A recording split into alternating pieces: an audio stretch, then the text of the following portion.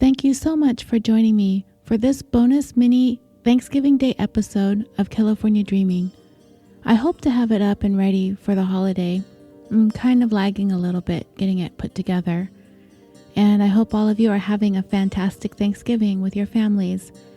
And if you're outside the United States, I hope you're having a fantastic Thursday. And it is my pleasure to bring you this special Thanksgiving edition of Killafornia Dreaming, the tale of the Thanksgiving Day Stanford disaster of 1900. You all know by now that before I get to the heart of each episode, I kind of like giving you some sort of personal anecdote or related story before leading into the main part of it all. I think someone commented or left a review that said that I kind of meander into the story. That's a pretty good description of what I do. So for this one, I started Googling sports disasters. And man, what is the deal with soccer in foreign countries? You try Googling it. You'd be hard-pressed to find very many sports disasters that don't involve soccer and either a stadium collapse or a plane crash. And that's not even including all of the riots, stampedes, trampling, and overall fanatical bedlam and mayhem at soccer venues. The lists are endless. May 1964 in Peru. Riots after Argentina beats Peru, 318 people killed. January 1971 in Scotland. Stairway barriers collapse causing a massive pileup of fans, 66 people killed. October 1982 in Russia. Fans crushed to death as they leave a game in Moscow. However, the tragedy wasn't disclosed by the former Soviet Union for years, and when they finally did, they give an official death toll of 66. However, the actual number is thought to be as high as 340. May 1985 in England. 56 people are killed when a fire broke out in the stands. Also in May of 1985, in Belgium, 35 people are killed in rioting before the European Cup final. They didn't even wait until after the game. March 1988 in Nepal. 93 people are killed attempting to flee a hailstorm that erupted during the game. April 1989 in England. In Britain's worst sporting disaster, 96 people are killed in a crowd surge that crushed packed fans against barrier at the English FA Cup semifinals. Many of those that were killed died while they were standing up. January 1991, South Africa. 42 people killed in a stampede during a preseason game. Preseason, the match didn't even count. In May 1992 in France, 18 people killed when a stadium collapses at a French Cup game.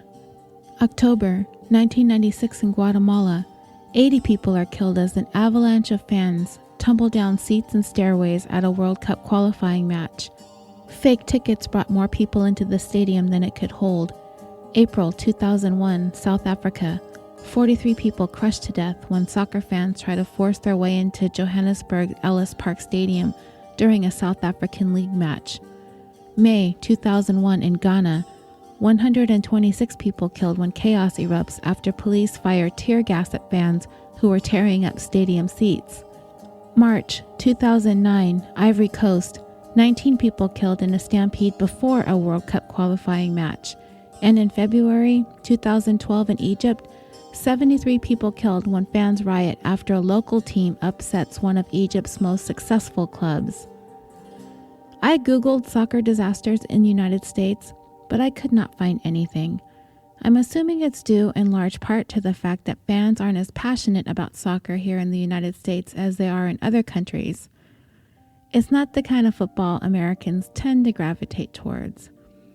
However, there is one football disaster.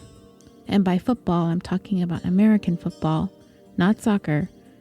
There is one disaster that happened on Thanksgiving Day in the year 1900. I found a couple of articles about the event that took place during that game between rival Stanford and the California Golden Bears, the team that represented Berkeley. But the events of the disaster of that rivalry game was quickly swept under the rug at the time, with hardly a mention of it in any of the newspapers the following day. In an article written by Sam Scott for the Stanford Alumni Magazine in 2015 was a story about the disaster that was so well written and researched, I hardly needed to look any further. That game on Thanksgiving Day between Stanford and Cal in 1900 would be only the 10th time the two teams faced off, but the rivalry was already reaching a fever pitch, and fans in the San Francisco area were clamoring to get into the annual game between the two teams. In 1897, some 15,000 fans were jam-packed into a space that was only suited for maybe about 10,000. What made it even more difficult was droves of freeloaders, mostly boys, who were making their way past police, hopping the fences to get into the stands to see the game. Now this is kind of starting to sound like a modern-day soccer event, right? And just like those foreign soccer venues, structures were flimsy, and all these football fans were precariously seated in places not meant to hold spectators, despite warnings from the contractor who built the stands. As the game was coming to a close, a section of the roof covering the grandstands collapsed under the weight of all the fans who weren't supposed to be up there. As the spectators began to panic, they toppled barricades and fences to help pull support beams and other debris off of those trapped under the collapse, but amazingly, nobody was killed that day. However, fast forward 3 years to Thanksgiving Day 1900, and those very same factors would align as game day was getting underway. An overflow of fans for the big game, excited but unattended to kids, and an overwhelmed police force would all lend to the disaster to come. This was the dawn of the 20th century, and this rivalry game between Stanford and Cal was becoming bigger and bigger with each passing year. They had come a long way since their first meeting in 1892, when they had this kind of ridiculous half-hour delay because team managers, one of them being future President Herbert Hoover, forgot to bring a ball to the game. So many people were showing up to these games, more than anyone would have anticipated, and as the turn of the century was approaching, interest in the big game was growing exponentially. The rivalry grew even more contentious in 1898 when the mayor of San Francisco offered a bronze statue to the winning team of the 2 out of the next 3 showdowns. Having been winless at that point, Cal stepped it up with a pair of victories, thus claiming the bronze statue. This would bring into the mix the much-needed element of true competitiveness for the growing rivalry. And with this bronze statue adorning the outside of the Berkeley campus came the elements of payback and redemption. The Thanksgiving game day of 1900 was being hyped as the biggest game ever. The estimated crowd of 19,000 was being labeled as the largest attendance for a sporting event west of the Mississippi. In the days leading up to the big game, the field located on 16th Street and Folsom was clamoring with construction workers, rushing to build bleachers in anticipation of a capacity crowd. This game was also marking the end of an era for bragging rights on this field in San Francisco's Mission District, as neither campus had a stadium big enough to support the crowd the game drew.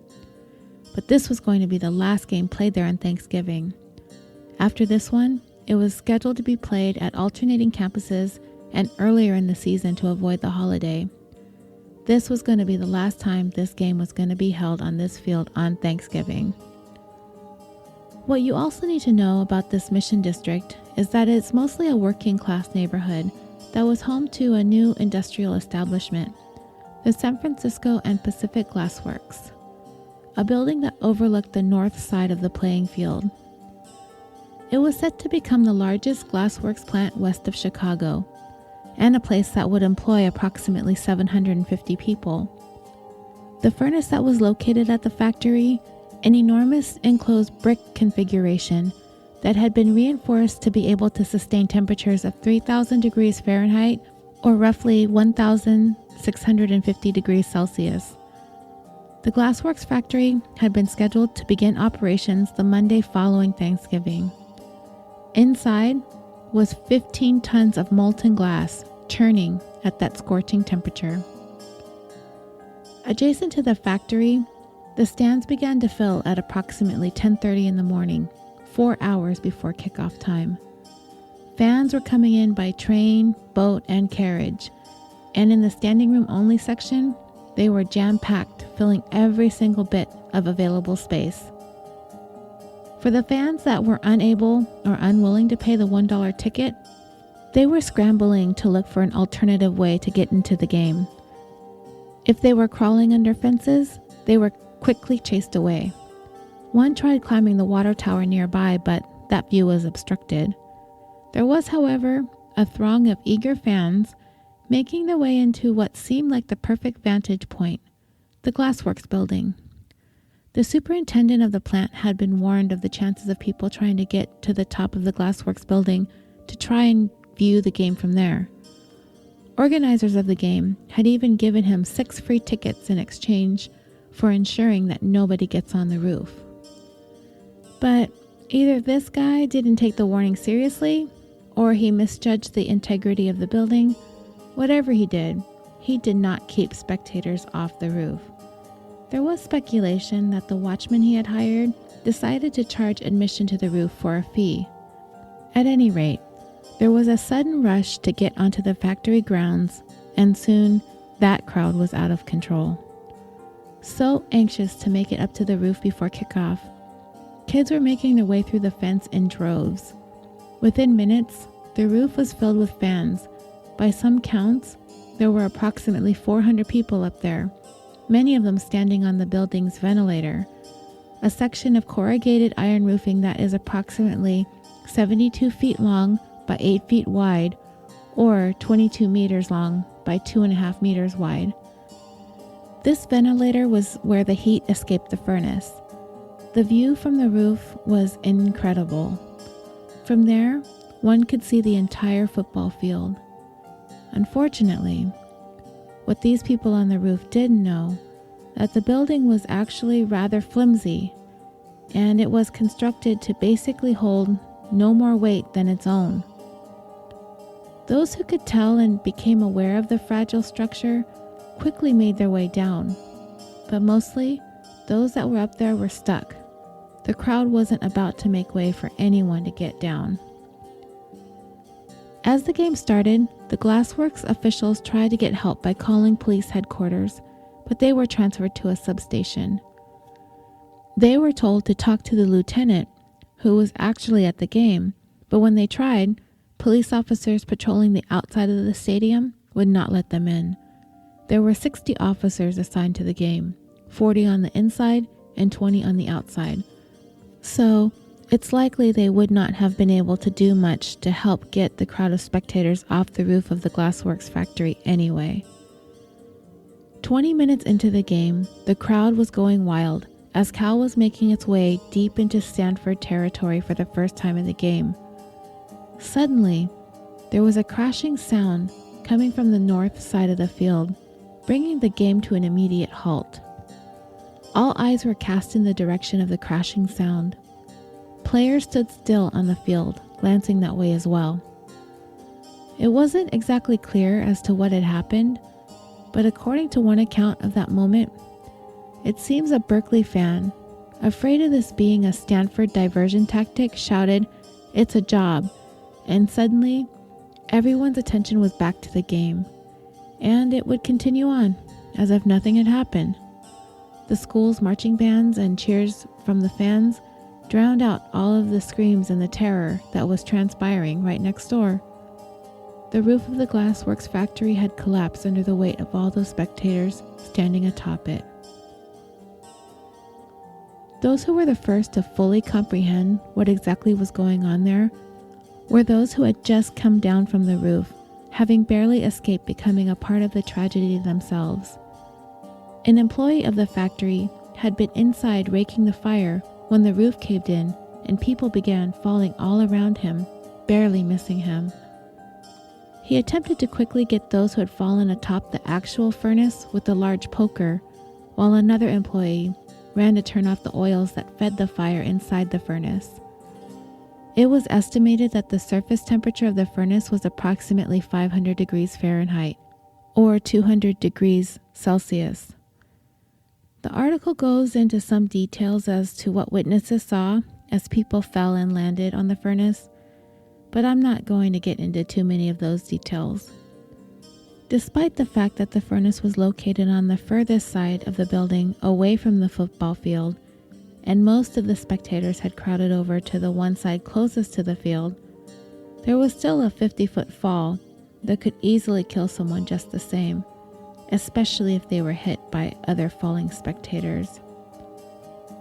Rescue personnel were overwhelmed by the scene when they arrived. Bodies were scattered all over the factory. Those who were injured were moaning and writhing in pain, and as you can imagine, the smell of burnt clothing and burnt flesh filled the air. It was an awful sight, and rescuers and firefighters didn't know which way was which, having to sort through who was dead and who needed to be attended to. Everyone in the neighborhood with the phone was calling for help, and anything that could carry victims was commandeered to get the wounded to hospitals, including wagons and butcher carts. Doctors from all over were called back to work from their Thanksgiving dinners. What may seem kind of odd to us today is that when all of this was happening, people at the game paid no mind to the flurry of activity outside the stadium. Those that were seated high up in the stands could see the ambulances. They could see police and ushers at the game were calling to the stands for doctors. With no real way to communicate effectively through the stadium, the details of what was going on slowly spread, somewhat through the crowd. As a matter of fact, the news of the disaster never even reached the playing field. Stanford ended up winning the game in the final minutes with the very first successful field goal in the history of the big game. When the whistle blew, Stanford fans rushed the field, hoisting star players onto their shoulders, and began a celebratory march down Market Street to the Palace Hotel. However, everywhere else in San Francisco, the city hospitals were filled with horrified crowds of people trying to get in the doors, which police ended up having to barricade. Boys were lying all over the floor in the corridors of the hospitals, struggling, injured, and in tremendous pain. And at the morgue, there was a similar scene of panicked people as bodies were beginning to be delivered to the coroner. Officials were even forced to prematurely open the doors to the city's new morgue, which was still under construction at the time. Those whose lives were lost ranged in age from 9 to 46, and the majority of the victims were mostly boys and young men, and most of them lived within walking distance of the factory. The jubilance of the Stanford win was tempered by the mourning of the lives lost in the glassworks factory roof collapse. 13 were declared dead at the scene. But throughout the rest of the day and over the next week, newsboys were shouting out the latest numbers of dead and wounded. Over the course of the next week or so, the death toll would come to 23 in total, as day by day, the wounded were unable to survive their injuries. The 23rd death attributed to this disaster, however, would not be added to the tally until 3 years later, when one man who fell suffered a severe spinal cord injury, went through several surgeries, and had both of his legs amputated, yet did not ever fully recover until he finally died 3 years after the fall. The entire city was in grieving. News of the roof collapse disaster did make its way onto the front page of the New York Times, and it was extensively covered by local newspapers. But looking back upon the way the news was presented, it seemed kind of oddly fractured. On one page, there was news of the devastation and horror of the collapse, and on the next was news of the exciting Stanford win at the big game. It had even been described by the San Francisco Chronicle as the most exciting football game ever played by the two California universities. And no reporter asked any player or any coach about their thoughts of the tragedy, something that most certainly would have happened today. And what about the college newspapers? Well, the Stanford Daily featured a lengthy article about the victory, yet Not one single word about the disaster that befell Spectators